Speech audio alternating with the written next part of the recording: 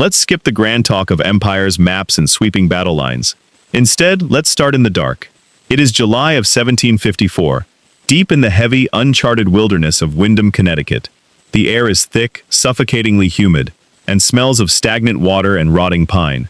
A small, isolated colonial settlement sits on the edge of the frontier. For months, the people here have lived under an agonizing psychological weight. To understand Windham, you have to understand the sheer isolation of the American frontier in the mid-18th century. This wasn't a sprawling city with fortified walls or a garrison of redcoats protecting the perimeter. This was a fragile cluster of wooden cabins, hand-hewn logs, and dirt roads carved out of an unforgiving forest that stretched out for hundreds of miles into the unknown. The wilderness didn't just surround the town. It felt like it was actively trying to swallow it whole. And during the summer of 1754, that forest felt more hostile than ever before. The French and Indian War has begun. Across the frontier, rumors of raids and massacres spread faster than the truth. Every isolated settlement wonders if it will be next. Security is an illusion. Paranoia is the currency of survival. The settlers had every reason to fear what might be waiting in those woods. Every evening when the sun dipped below the tree line, the same terrifying routine began. Securing the window shutters, checking the powder flasks, and whispering quiet prayers that their roofs wouldn't be set ablaze before dawn. On this particular night, the darkness is total. The moon is completely choked out by dense, heavy storm clouds that promise a rain that never seems to fall. The air is entirely still. No wind, no crickets, no rustling leaves. The town is dead quiet, until the clock strikes midnight. At first, only a handful of people hear it. A restless sleeper turning over on a straw mattress. A mother cradling a sick child in the dim embers of a dying fire. A lone sentry pacing the edge of the clearing, his fingers tracing the cold metal of his rifle barrel. Then everyone does. Suddenly, a sound tears through the valley. It doesn't sound like nature. It doesn't sound like any animal native to the Connecticut woods. It sounds like a low, guttural, demonic roar echoing off the rocky ridges, a bass-heavy, rhythmic thrumming that physically vibrates the timber beams and shakes the floorboards of the log cabins. No one could agree where it was coming from. Some thought it was gathering north of the settlement, deep within the blackest pines. Others swore it echoed up directly from the riverbanks. Every few seconds the sound shifted, bouncing across the landscape until it seemed to come from everywhere at once, completely surrounding the cabins. That uncertainty was almost worse than seeing an enemy. At least a visible enemy could be located, measured, and fought. This was an omnipresent, invisible weight closing in on them from the dark. Within minutes, the volume multiplies. It swells into a deafening, terrifying crescendo, a screeching wall of sound that drowned out every other noise in the valley. To the panicked minds of the waking townspeople, it sounds exactly like an advancing army of thousands, screaming out terrifying, incomprehensible battle chants as they prepare to butcher the colony. Men leapt from their beds, hands shaking violently as they grabbed their muskets, spilling precious black powder across the floorboards in their haste. Women gathered their children into cellars. The town militia rushed into the pitch-black streets, desperately trying to locate the source of the terrifying sound. They thought they were fighting for their lives against an overwhelming, bloodthirsty enemy. They had no idea what was waiting beyond the tree line. By sunrise, the truth would leave the entire colony humiliated.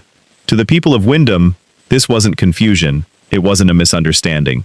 They truly believed they were about to die. And once you hear what echoed through that valley, you'll understand why.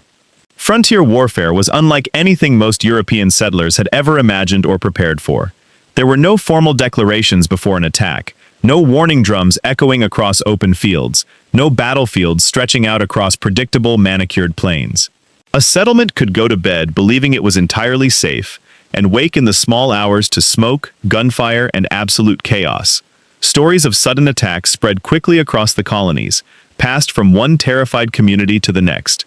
Some of these accounts were horrifyingly true. Others became heavily exaggerated with every single retelling around a tavern fire. But to frightened families living miles from their nearest neighbors, it hardly mattered. Fear traveled much faster than facts, and out on the edge of the world, survival meant believing the worst rumor you heard. The people of Windham weren't soft, naive urbanites. These were colonial farmers, rugged hunters, and battle-hardened local militiamen who knew how to clear land, survive brutal winters, and handle a rifle from the time they were children.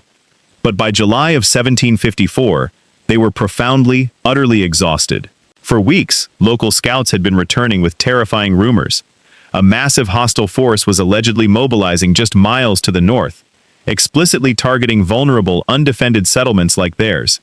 Every man, woman, and child was living in a state of hypervigilance, their nervous systems frayed from the endless anticipation of violence. When the human mind stays trapped in fight-or-flight mode for too long, it stops looking for the most likely explanation. It starts expecting the worst. Every sensory input is filtered through the lens of survival. A snapping twig in the brush isn't a deer, it's a scout breaking the perimeter. A low, rolling mist over the meadow isn't weather. It's the smoke of an enemy camp cooking their breakfast. Now, add the final catalyst. A severe, blinding summer drought. For months, the local rivers and streams had been drying up until nearly every water source disappeared. What remained was a single shrinking, muddy mill pond just outside the settlement. Thousands of American bullfrogs were forced into the last patches of water, packed together in impossible numbers. Cramped into the same muddy basin, they fought over territory, mates, and what little water remained. As midnight arrived, they erupted into one deafening chorus. Bullfrogs are highly territorial animals. During breeding season, males compete aggressively for space and mates, answering one another with deep, resonant calls. Under normal conditions, those calls are naturally spread out across miles of wide wetlands, ponds, and marshes. But the severe drought had forced thousands into the exact same shrinking pool. Every croak triggered another. Every individual challenge demanded a louder, more aggressive response from its neighbor. The pond became less like a natural wetland and more like a high-stakes arena, amplifying the noise until it was a single, monstrous entity. A single American bullfrog can produce a remarkably deep call. Now imagine thousands of them calling at once, their voices echoing off the wooded hills surrounding Windham. The result wasn't a collection of croaks. It was a rolling wall of sound unlike anything the settlers had ever heard. Imagine being jolted out of a deep sleep by a sound so loud it rattles your windows, but your eyes can see absolutely nothing through the thick, foggy dark. No matter where they turned, the sound seemed to come from every direction at once. Every passing second without seeing an enemy only made the fear worse. The sound was everywhere, but the darkness revealed nothing. When your mind is convinced danger is close, unexplained noise becomes almost impossible to interpret rationally. The frontier militia formed a defensive line at the edge of the woods, their hearts hammering against their ribs. In the pitch black, their ears began to play tricks on them. According to later accounts, some terrified settlers became convinced they could hear human voices buried within the deafening chorus. A few even believed the enemy was calling out the names of prominent local leaders. Through the roaring din of the swamp, they listened to the rhythm of the croaks and thought they heard a demanding, booming voice shouting out the names of Colonel Eliphalet Dyer and Elder Jedediah Elderkin, demanding their immediate surrender. "They're calling for Dyer! They're calling for Elderkin!" That was the tipping point. The psychological dam broke completely. Total, unadulterated hysteria gripped the militia. Believing they were completely surrounded by a massive, unseen army, shouting out their names and preparing to charge, the men opened fire. Crack, crack, crack. The entire settlement devolved into complete, unscripted chaos. Inside the cabins, the high-pitched crying of frightened children mixed with the frantic barking of dogs locked in the dark. Officers and militia leaders shouted entirely contradictory orders into the night, their voices completely drowned out by the relentless, booming roar from the woods. "Form columns, check the flank, fire at the tree line." Someone thought they saw a shadow shift in the fog and pulled their trigger. Instantly, a dozen more muskets answered. Blinding white muzzle flashes lit up the old trees in jagged strobe-like bursts, casting monstrous shadows across the dirt paths. Thick, acrid black powder smoke drifted heavily through the settlement, settling into the eyes and throats of the panicked men. The militia stood their ground, firing repeated volleys into the darkness whenever the deafening chorus seemed to draw closer. Each blast echoed across the valley, only to be answered by another wave of croaking that sounded even larger than before. For hours they burned through precious gunpowder, firing at ghosts while waiting for an attack that never came. There would be a brief, agonizing silence after each organized volley, a moment where men held their breath, praying the enemy had been broken. only for the massive rhythmic croaking to erupt all over again, louder and closer than before. The sun finally breaks over the horizon, casting a cold, bright light across the valley of Windham. The smoke from hundreds of rounds of black powder slowly clears from the tree line. The militiamen are slumped over their fences, pale, shaking, and completely out of ammunition, eyes wide as they brace themselves to see the carnage of the battle. They expected bodies, broken muskets, abandoned packs, at the very least, footprints. There was nothing. The men walked forward into the woods, their muskets held low, their boots heavy in the morning dew.